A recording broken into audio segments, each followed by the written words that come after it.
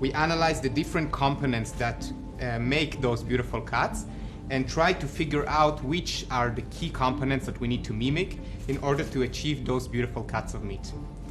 We identified three main components: the muscle, the blood, and the fat. These are the components that we need to mimic in order to reach the perfect, beautiful steak.